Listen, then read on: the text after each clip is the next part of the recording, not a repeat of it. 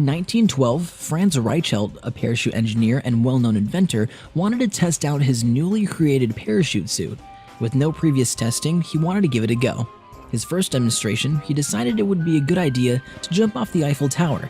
He jumped, the suit failed, and he plummeted to his death in front of hundreds of people. While working at SeaWorld, Jay Newton and his co-worker Brian Hartley were lifting a killer whale with a master tone crane. Newton got underneath to inspect the harness when Hartley then accidentally released the 20-ton whale from the crane, crushing and killing Newton instantly. In 1920, dancer Isadora Duncan was a beautiful young lady with a long, slender neck. She enjoyed wearing long scarves and going for rides in the countryside. Unfortunately, the combination of the two didn't mix so well. One day, while sitting in the passenger seat of a sports car, her scarf blew back in the wind and got caught in the rear wheel axle of the vehicle, snapping her neck in two. Kenneth Pignon, an American Boeing engineer from Gig Harbor, Washington, decided to go have sex with a horse at a nearby farm in King County with his two friends and videotape it. Pignon was taken to the hospital moments after their act in pain with a ruptured colon for receptive anal intercourse with the horse. He later died of his injuries. 99-year-old Debbie Mills New Broughton was walking to her 100th birthday party with her daughter. While crossing the road in her wheelchair, she was hit and killed by a truck that was delivering her birthday cake for her party. 88-year-old Ilda Vider Maciel of Rio de Janeiro was in the hospital being taken care of. While in the hospital, a nurse technician mistakenly injected soup directly into her veins and not her feeding tube. Because of this, Maciel not long after died of a stroke. Lee Sweg Siop, a video game addict, quit his job in an effort to devote more time to playing video games. In August of 2005, Siop began a gaming marathon at a local South Korean coffee shop.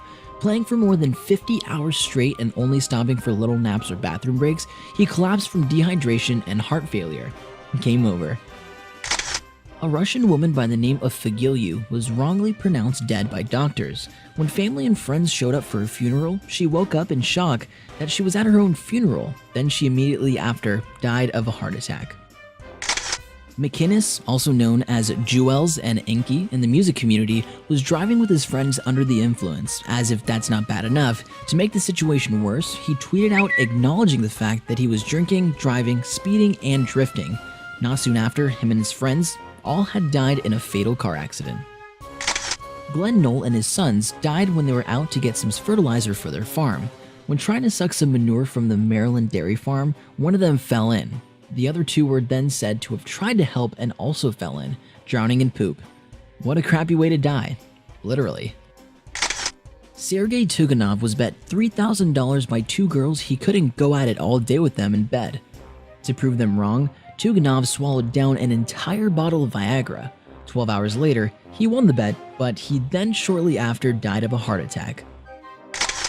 In 1974, Basil Brown literally drank himself to death, and no, it wasn't alcohol.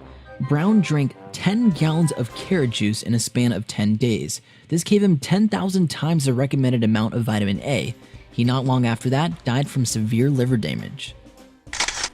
Gary Hoy, a 39-year-old lawyer out of Toronto, was doing his usual daredevil habit, body-checking the windows of his office on the 24th floor of the Toronto TD Centre, proving to coworkers they were unbreakable.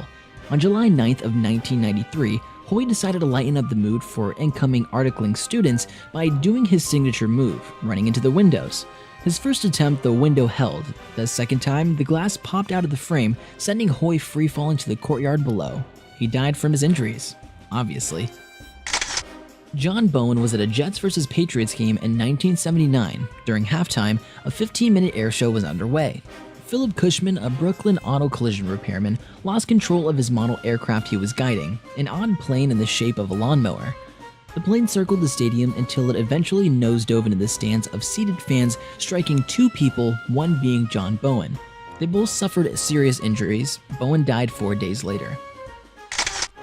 In 1997, Eric Garcia decided to go bungee jumping by himself. Garcia had a jumping point in mind that was 70 feet off the ground, so he tied together 70 feet of bungee rope. Now, I'm not a mathematician, but if you have 70 feet of bungee and a 70-foot drop, yeah, splat.